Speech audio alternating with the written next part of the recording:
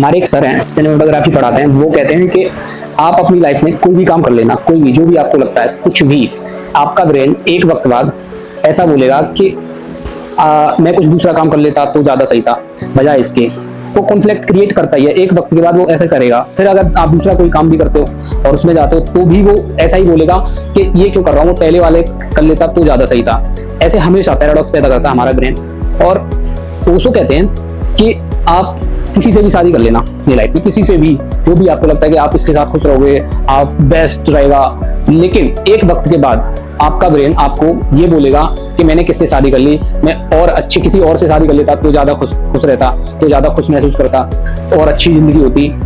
तो इससे एक बात पता चलती है कि जो हमारा ब्रेन है वही प्रॉब्लम है, ना कि हम प्रॉब्लम है, ना कि हम जो सोच रहा है वो भी प्रॉब्लम है। हमारा ब्रेन कॉन्फ्लिक्ट क्रिएट करता ही है, पैराडॉक्स पैदा करता है, ऐसे अटकलें पैदा करेगा, वो करेगा ही। जब हमें पता है कि हमारा ब्रेन ऐसे काम करता है, करेगा ही, तो फिर हम उस चीज को सीरियस क्यों लें? फिर हम कोई कॉम्प्रोमाइज भी नहीं करते, बस अपने ब्रेन की बात मान रहे होते हैं कि ये कह रहा है बस सही है, वही सही है। भाई कॉम्प्रोमाइज नहीं करना चाहिए। इस दुनिया की सबसे हैप्पीनेस वाली स्टेट, सबसे खुशहाल स्टेट वो होती है मेडिटेटिव स्टेट, जब हम कोई काम कर रहे होते हैं, जिसकी लाइफ में कोई पर्पस नहीं है ना, कोई काम करने का पर्पस नहीं है कुछ, तो वो दुखी रहेगा। सिंपल।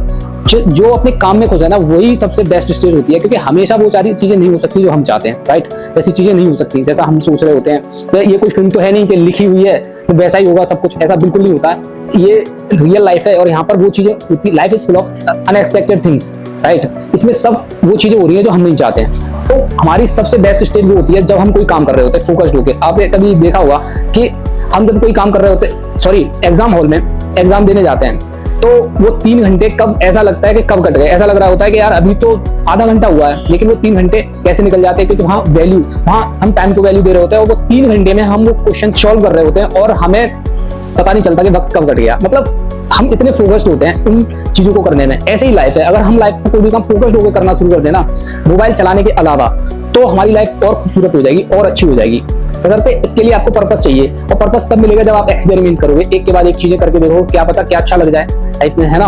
क्या अच्छा करते करते आप ट्राई नहीं करोगे तो आई थिंक हमें कभी नहीं पता चलेगा कि क्या सही है, हमारा क्या इकिगाई है, हम क्या करना चाहते हैं। बट हमें तो यही सिखाया गया है कि सिर्फ पढ़ाई करो, पढ़ाई करो, पढ़ने से ही सब कुछ होगा। भाई पढ़ना ठीक है, पढ़ाई आपको सोचना सिखाती है, आपको सारी चीजें करना सिखाती है, लेकिन सिर्फ इसीलिए कि पैसे ही पैसे। भाई खुश भी तो रहना है, उसके लिए क्या कर रहे हो? दूसरे इंसानों पे डिपेंड होना, किसी खुश रहने के लिए किसी इंसान पे डिपेंड होना, ये आज के टाइम पे सबसे बेवकूफी चीज है। खुद पे डिपेंड रहना वो सबसे